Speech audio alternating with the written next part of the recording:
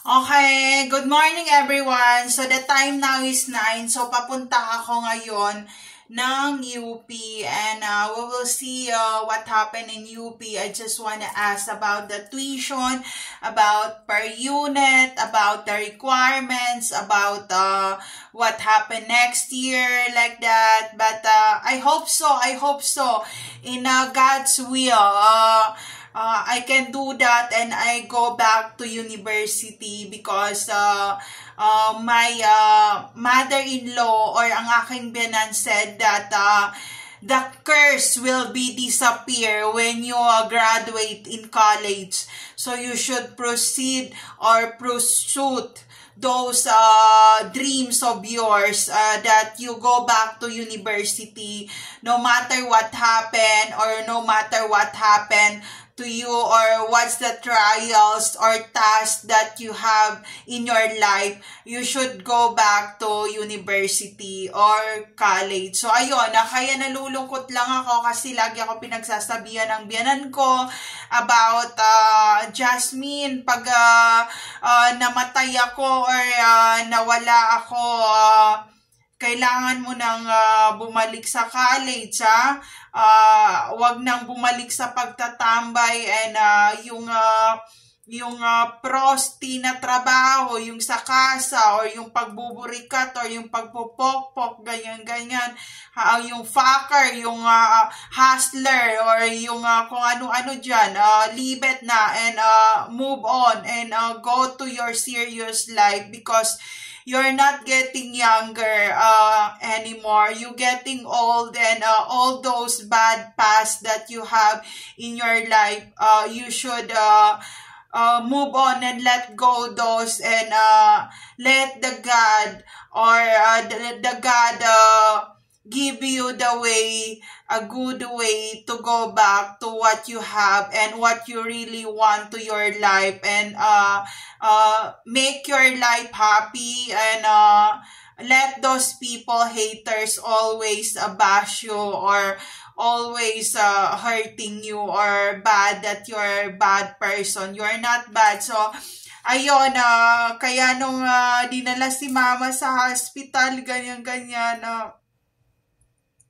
sobra ako nasaktan kasi when she go in the hospital, I asked my husband, James, I asked him if where's the hospital to mama and I go and I bring Hero and Gabby to see her.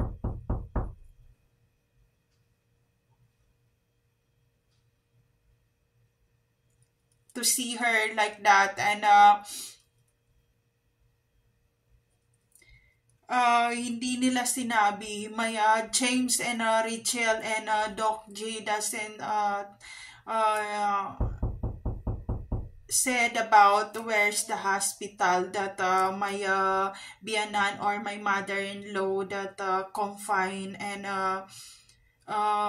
she is so much mad when she come back at home and she said na nakipag-away raw siya sa hospital to check out or outpatient in that happening and there's no safe place to all targeted individual out there. Take care always, everyone. So someone knocked the door and maybe there's someone again because I shout here in the condo because of the Boys to Ska. Maybe these people want to pay me again and they knock the door again and this security guard always ask me for the pay for what I've done or happening here in this condo. So I open the door.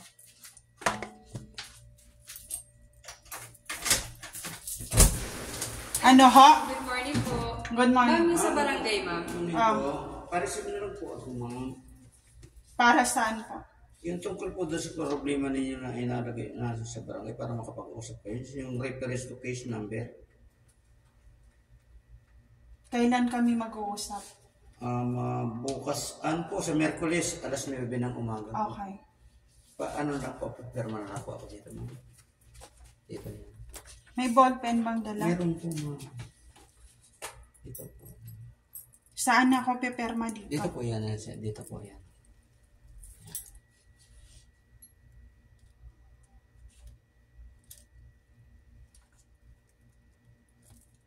Okay po. Salamat po ng marami.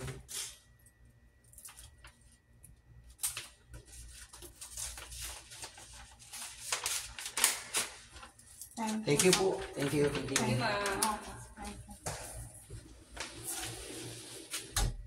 So, ayun, meron naman binigay sa akin yung office or yung barangay dito, malapit dito sa Tres Terraces Condo, Lagro, Fairview, Manila, Philippines.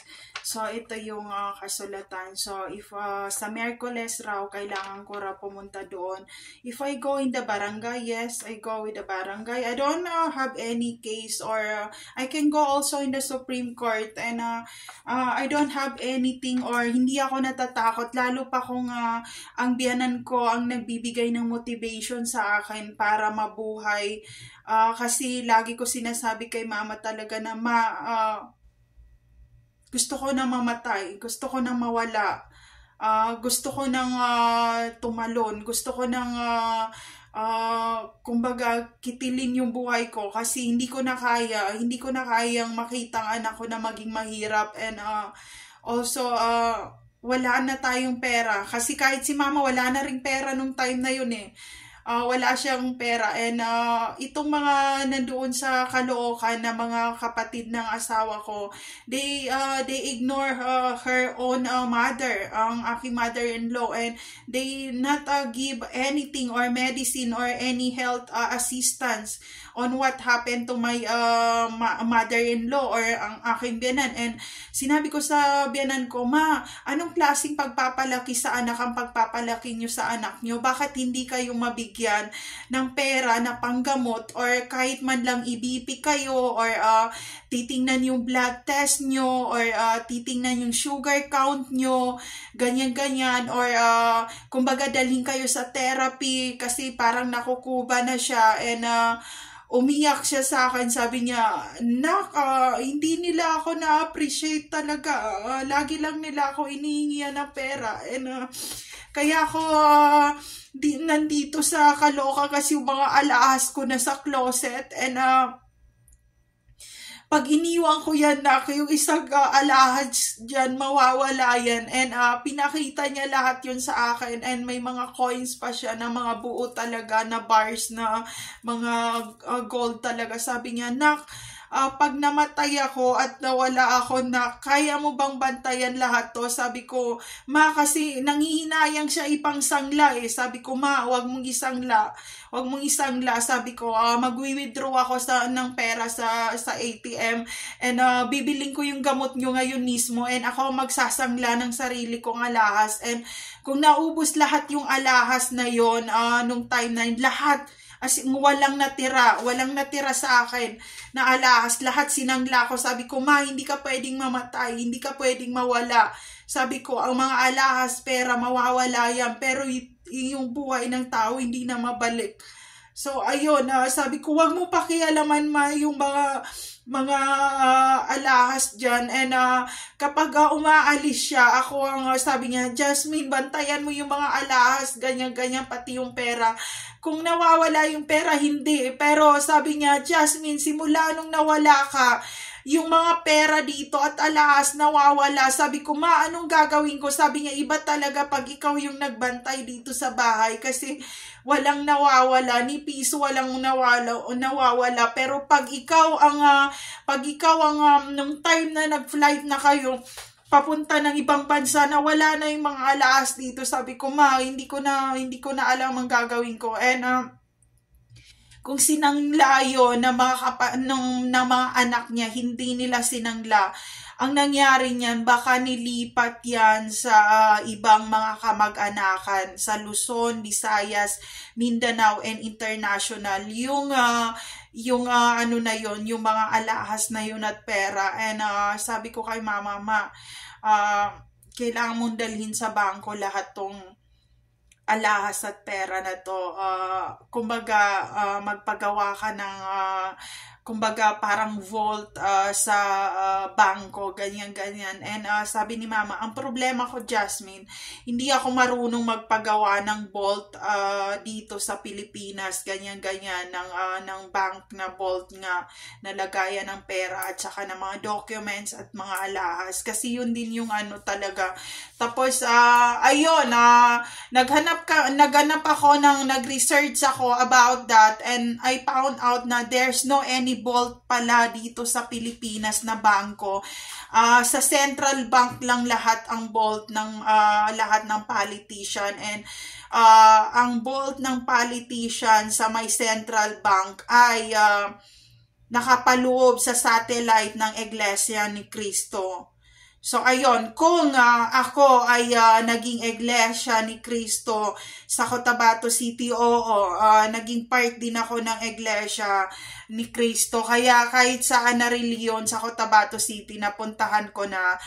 Shout out sa mga taga-Iglesia, hindi nyo sila mapabagsak kasi nandoon sa kanilang satellite, and sila ang Eagles dito sa Luzon, Visayas, Mindanao, and International. So hindi yun yung mapapasok ang Eagles ng Central Bank. Yun lang sinasabi ko sa iyo, wag ako. So kung ang pera ng mga Tsekwa kong mga magulang ay nasaan sa Central Bank hanggang ngayon. So, kumbaga, kaya nung nasa Hong Kong ako, nandoon sila, kasama namin nung nag-Ferris wheel kami, and hinayan hello lang nila ako, and kasama nila yung ibang kamag-anakan, and nakatingin sila kay Hero at kay Gabi, ganyan, and naiirita yung asawa ko, si Jem, sabi niya, bakit to mga Tsekwang to sumabay pa dito sa atin na binayaran ko naman yung upuan sa harap, ganyan, and hindi ako nagsasalita. Sabi ko sa kanya, pabayaan mo na, Bi, kasi gusto lang naman nila makita yung mga mahal nila sa buhay. Yun ang sinabi ko. Sabi niya, mahal sa buhay, so anong connection mo sa kanila? Sabi ko, wala. Yung gusto lang nila makita yung mga mahal nila sa buhay. Pero sa mukha pa lang ni Asian boy at ni Gabi, Chinese na, yun lang nga lang. So nasa Central Bank. Nung time na nasa ilog ako, ni-withdraw ba nila yung pera na bundle sa Central Bank kasama ko? Oo, ni-withdraw nila. Kung naiiyak ako nung time na ni-withdraw nila, oo, naiiyak ako, nasaktan ako, kaso tinotorture ng mga kamag-anak namin sa city mismo ng Cotabato City. Tinotorture pag hindi nag-withdraw yung mga matanda, yung mga lolo-lola ko doon sa city mismo, sinasaktan nila, tinotorture nila, and sinunog pa nila yung mga building sa city.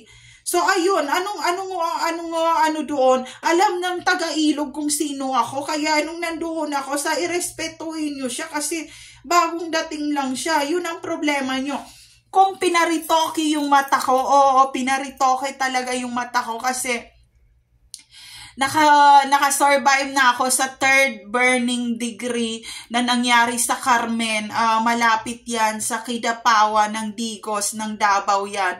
Sinunog ako ng mga taong yun kasi tinawagan nila yung mga kamag-anak namin sa Hong Kong na niradyo nila na kung hindi kayo bigay ng pera dito, apo nyo, sunugin ngayong bukas, patay na. Ginanon nila, and nung time na yun, hindi ako marunong ng dialect ng Cotabato City. Sabi ko, oh my God. And then sabi ko, burn me. Sabi ko, sunugin nyo na ako, patayin nyo ako. And ang nangyari, naging tweety yung aking buhok kasi isang buhok na lang ang natira. And nagtanong yung mga kapitbahay, sabi, bakit ako raw, si Jassy Pilipina, ay nakalbo at mukhang nagbabalat, nagbabakbak ang buo niyang katawan, and napaiyak ang mga kapitbahay. Sabi niya, walang ginagawa sa inyo yung bata, pero bakit laging yung sinasaktan? Ano bang meron na siya na hindi nyo talaga? So ayun, nung time na yon parang pinaprank-prank nila kami, ganyan-ganyan. Sabi niya, maputi na yung bata, pero grabe ang pagkasunog. So, doon nila ako sinunog sa kulto, sa may Carmen talaga. So, nung time na bumaba ako ng Davao, nakita ko yung Carmen. Tumakbo ako hanggang sa may Tagum, nagkabaliktad-baliktad ng Tagum o Digos o Digos to Tagum. Nagano na ako Kidapawan, nagtakbo na naman ako papuntang Davao. Sabi ko, oh my gosh, halos 2 hours kasi nasa Digos to Tagum to Carmen na pala ako nung time na nalilito ako. So, ayun, bumabalik yung memory ko. So, sumisigaw ako doon, nire-record nila ako, and as in, na ano talaga, nasunog talaga ako kasi binuhusan nila yan ako ng gas. Tapos hanggang ulo yan. Tapos, nung pagkatapos nung tuklap-tuklap na ako na ganyan. And, hindi ako naging aswang, na third degree burn ako. Tapos tinago pa nila ako sa isa na namang probinsya ng taon din ang binilang. Kasi yung mga Chinese yan, hindi papayag yun. Hindi papayag yung kahit ako, di ba? Kung mawalan ako ng anak, kung mapayag ba ako na ganun kadali. So, ang nangyari, ang sinabi ng mga kamag-anakan namin, yung mga senior citizen sa Hong Kong, dalhin niya ng Cotabato yan. Pag torture nila, diretso na patayin. Kasi ganito ang ugali ng Chinese. Kapag matanda na sa kanila, yun ang mas malakas compare sa mga bata. So, maihinghel nila yung energy ng mga bata na magkakaroon pa sila ng another life na naman. Kaya, ang Chinese, gumagawa sila ng home for the agent para yung mga matanda doon sa home for the agent, sila yung magmo-mortal combat na mag-inhale ng kanilang mga energy. Yun ang problema kasi pag nakakita sila ng bata, nakukuha nila yung energy talaga. Pero meron naman mga Chinese na kumbaga may mortal combat technique din na pwede nilang i-inhale yung energy ng tao na yun na masama at yun ang mamatay. So yun naman yung parang rumurupok or parang nagiging mami and nagiging kung nanood kayo ng mga Jet Li, na mga ganun na para siyang nagiging abo ng pakonti-konti, and yun na parang kini-cleansing nila yun. So ayun, yun na third burn degree ako, and ang dami nilang nakuha na bundle ng pera nung time na yun. Siguro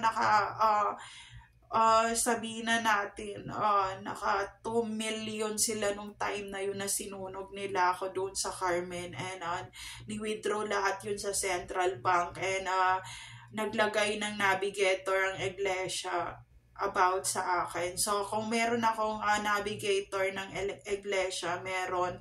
Kaya medyo conservative talaga ako, and hindi ako masyado lumalabas kasi madasalin pa rin ako hanggang ngayon kahit na marami ng sexual harassment na nangyari talaga. So, ayun.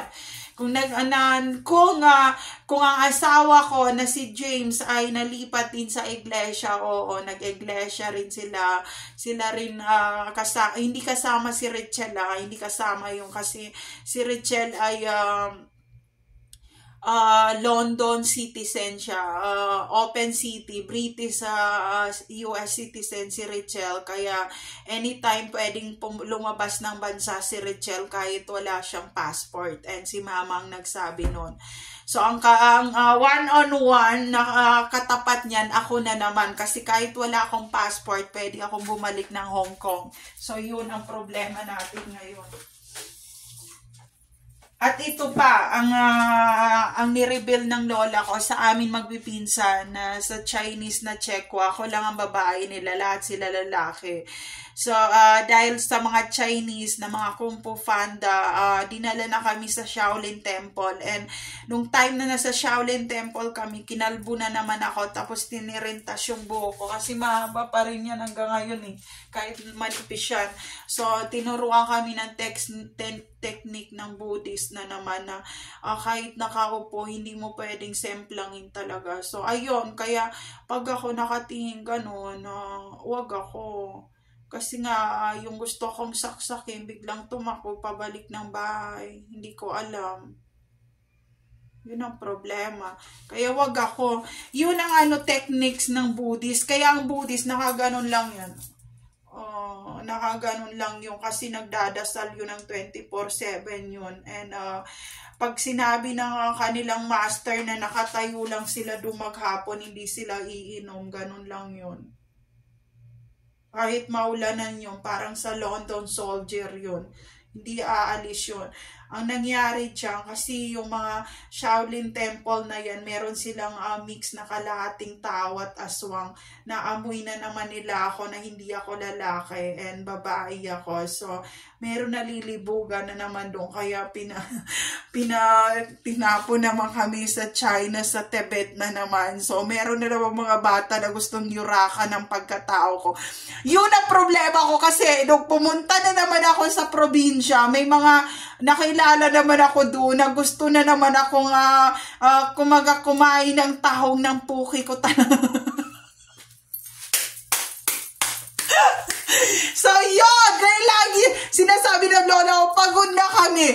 Pagod na kami. Isuko nyo na siya sa mga Chinese. Hindi na namin kaya kahit sa gusto kainin puki niya. Putang puki.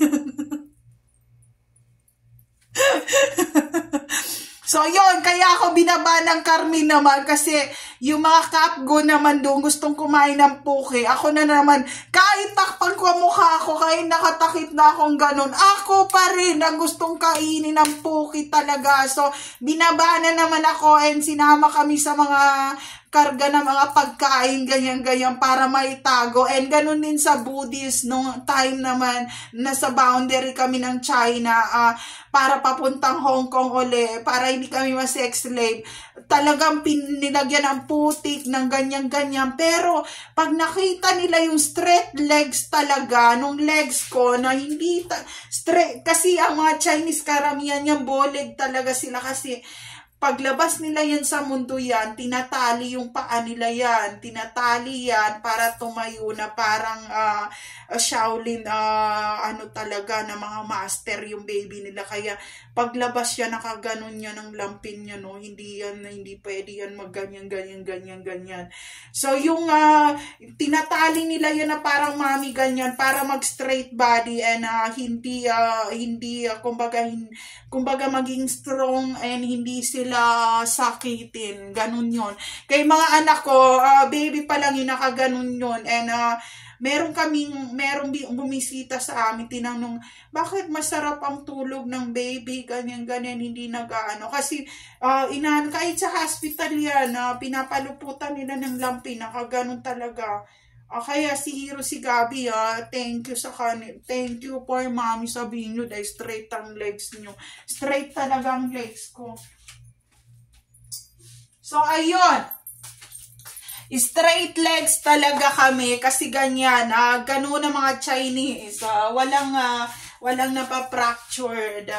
Nung nagganyan lang ako, nagganon lang ako na parang crab na naman.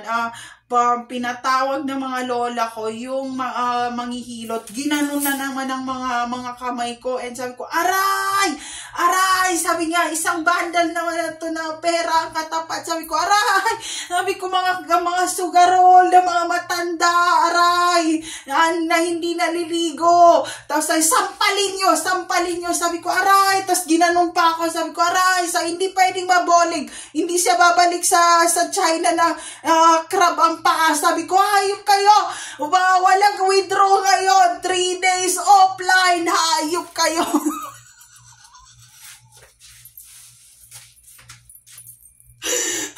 Siguro sabi mo, para madinig sa satellite na ginugulpi siya. So, nadidinig nila yon. Pagtawid nila doon sa city, sasabi mga Chinese, kargain nyo to sa ako, tapos bilangin nyo butil ng bigas. Kasi dinig namin yung bata iyak doon, pero hindi pwede punta dito ng Chinese community. Yun ang sinabi nila, ako yun. Ginaganon, aray!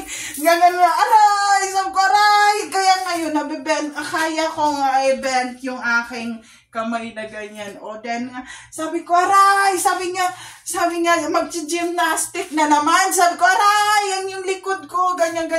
Ilang months ako hindi nakalabas. Hanggang tapos ng bakasyon, 5 months, 2 seasons. Napimig ko na mga kapitbahay. Sabi niya, ano bang ginagawa mga matandang to? Minsan nga sinasabi mga kapitbahay, tigilan nyo na yung bata, ibigay nyo sa magulang. Para kayong ginugulpi talaga nila ako. Sabi ko, tulong! Tapos sabi, asa na yung Dos Poldos? Hampasin yung ulo para madinig sa satellite. So, ayun, nung time na nakagraduate akong elementary, sabi ko, pwede na ba akong tumawid sa ilog? Sabi, kapaan nyo muna yung mga Chinese community kung nandoon pa sa city. Kung nandoon, wag nyo muna ipa-aral na naman, dalhin sa ibang lugar. Sabi ko, wow! So ngayon, kung saan si Hero, si Gabi, alam nyo na kung saan kayo dadalhin na. Kasi ganun ang mami kung saan dinadala. So ayun, kung hindi ko alam kung anong pagpapalaki ng lola ko sa ilog. Pero ang alam ko, minsan pinapasplit nila ako. Sabi ko, wow!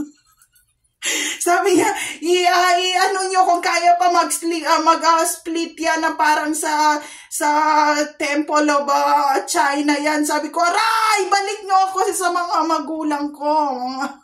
Sabi, nagmura. Sabi ko, hindi. Sabi ko, aray, ang sakit talaga. Ganyan. Kaya sabi, ano nyo, baka hindi na marunong yan, mag-ano yan. Sa kaya mo isiper ang likod mo. Pag hindi mo kaya, hampasin nyo ulit ng muli.